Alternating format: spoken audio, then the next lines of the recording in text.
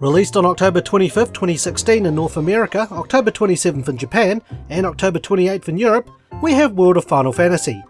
Developed by Tose and Square Enix, with the latter also publishing the game, World of Final Fantasy is a role-playing game that was released for the PlayStation 4 and PlayStation Vita, and can be considered a spin-off of the Final Fantasy series. In this game you play as Lan and Ren, twins suffering from amnesia with the mysterious power to capture and command monsters or mirages from the land of Grimoire. Lan and Ren choose to travel through Grimoire hoping to regain their memories, master their powers, and help the inhabitants of the world. Along the way, they meet up with characters from the different Final Fantasy games as they defend their towns and cities from the evil Bahamuten army. Due to the obvious size difference, Lan and Ren are also considered as the prophesized giants from the hills to the Lilican inhabitants of the world, and can also change size at will. But is the game any good? Find out in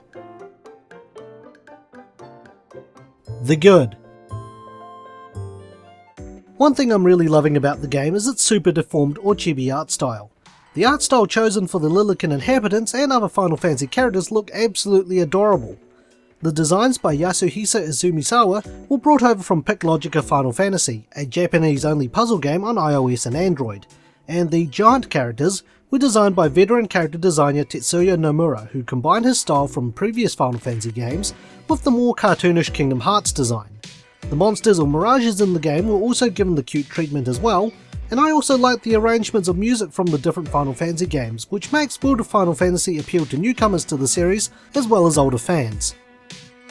The battle mechanic is another feature I quite liked. While the capturing and collecting mechanic can be compared to certain other monster collecting games, how it's implemented in World of Final Fantasy has been well done. In order to capture a monster, certain requirements need to be met, which can range from weakening the monster to increasing its stats or using certain elemental spells on it. From there, Lan or Ren can then imprison the monster to use in battle. Monsters gain levels much like the characters, and as they grow they obtain skill points which can be invested to raise stats or learn skills and spells. Eventually the monsters can undergo a transfiguration and become an entirely new and stronger creature, or alternate versions of the existing monster. Monsters also come in 4 sizes: small, medium, large, and extra large, and the size plays a factor in how they're used in battle. World of Final Fantasy uses a stacking system in which smaller characters are stacked on top of larger ones. With Lan and Ren being able to switch from giant to Lilican, this adds a whole new element of strategy. Their giant forms are treated as large characters, whilst their Lilican forms are treated as medium characters, and the party can be set up to accommodate this. The extra large characters are treated similar to a summon, in which both Lan and Ren call the monster out. Skills which can be assigned to the monsters as well as Lan and Ren can also be powered up in battle. For example, if a monster and Lan were to both have Blizzard, would allow Lan's stack to cast the more powerful Blizzara. The battle mechanics and system runs deep, while still being approachable to newcomers. The story was also another thing I quite liked about the game. Without giving too much away, despite the cutesy outward appearance, the game does feature some darker tones. The game does not require you to know who certain characters from the previous Final Fantasy games are, or their backgrounds, furthering the approachability to newer fans, or acting as a love letter for older ones. Lan and Ren also have unique personalities, with Ren acting as the smarter and more serious character, in contrast to Lan's questionable intelligence, as well as acting as the game's comic relief. On top of that, you can also participate in intervention quests which allow you to see how certain characters and monsters interact with one another. Later on, intervention quests become crucial to the storyline, and play a big role in preparing your characters for the tough times ahead. When attempting an intervention quest for the first time, you are required to use 2 armor gems which can be obtained from the online Coliseum or by defeating certain bosses. Armor gems can also be used on champion medals, which you can use to summon certain Final Fantasy characters to aid you in battle. The stories told by the intervention quests do range from serious to light-hearted, and I think it's a good way to see what other characters are doing while you're travelling around. But with everything good, there's also the bad. While I did praise the game's art direction, the only thing I really have to complain about is that it seems to be upscaled Vita visuals. While not noticeable from a distance, there is obvious blurring which is noticeable on certain characters and background objects. However, I only view this as a minor issue, as this does tend to be common with some upscaled Vita ports.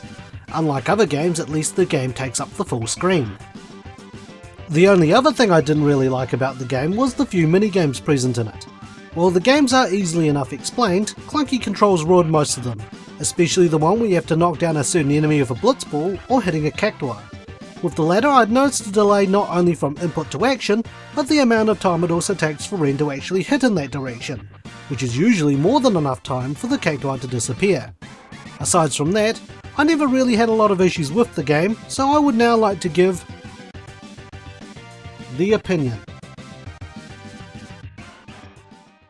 In the 60 hours I spent on the game, I actually quite enjoyed World of Final Fantasy. As someone who's played a majority of them, I found several references from the respective games to keep me entertained, so it pretty much acted as a love letter to my experiences with the series. However, as I've stated, the game overall is approachable to long-time fans, as well as people new to the series or entering it for the first time, as very little knowledge of the game is required to enjoy it.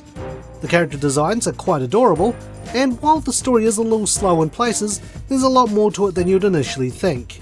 If you're a fan of Final Fantasy or enjoy JRPGs, I would recommend picking this up. It makes for a good time sink. So with that, it's time for my rating. I would give World of Final Fantasy the Quattro Queen out of 10. Thanks for watching, and stay tuned for the next Infinite Backlog review.